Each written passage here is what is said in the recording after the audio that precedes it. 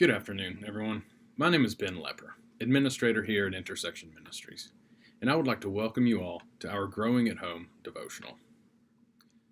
One of the best parts about being in ministry is that we have a front and center view of how people overcome adversity in their lives, how people work together to get through times of hardship, and in times of crisis and tragedy, just being able to see how communities band together to care for one another.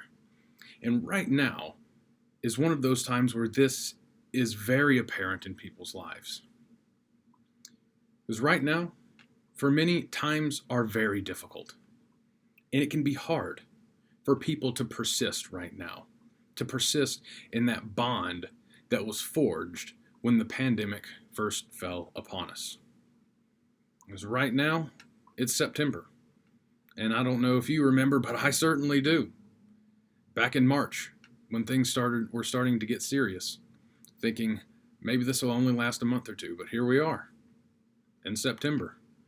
And right now there is a resounding temptation for us to become frustrated with one another. So the words that Paul has for us today, for us to reflect on for our meditation, our devotional, could not be timelier. He writes in Romans chapter 15, verse 5. Now, may the God who gives perseverance and encouragement grant you to be of the same mind with one another according to Christ Jesus. Incredible words from the Apostle Paul. His words have two lessons for us today. The first is that we can be of the same mindset with each other with the grace of the God who gives us perseverance and encouragement.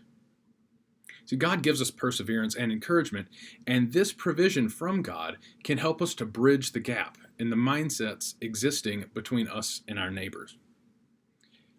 And the second is that our mindsets should be according to Christ.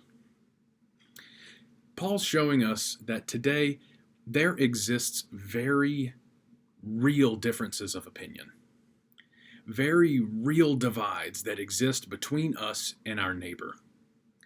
And if we're honest, these divides often tempt us to disassociate from our neighbors, to see them not as neighbors, but as adversaries.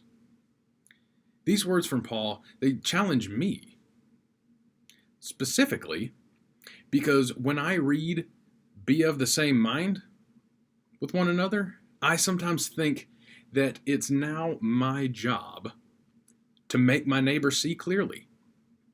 Sometimes it's very tempting for us to adopt the mindset that we are the ones ordained to deliver God's righteous truth to our mistaken neighbors. And what this often looks like in practice is one group forcing their understanding of truth onto another group. And this creates division. This is where the second part of Paul's words come in to convict us. Any like-mindedness we have is not to be according to who wins the culture war, but according to the mind of Christ. And here's the hard part. We need to be the ones to adopt the mindset of Christ first. We can't afford to think, well, as soon as my neighbor stops being foolish, maybe then I'll adopt the mind of Christ. We need to adopt the mind of Christ toward our neighbor, even if our neighbor never comes around. We also need to acknowledge that our neighbor might not always be the person who needs to come around to begin with, and that we might actually be the ones who need to come around. Being of like mind with our neighbor does not mean that we have the same opinions.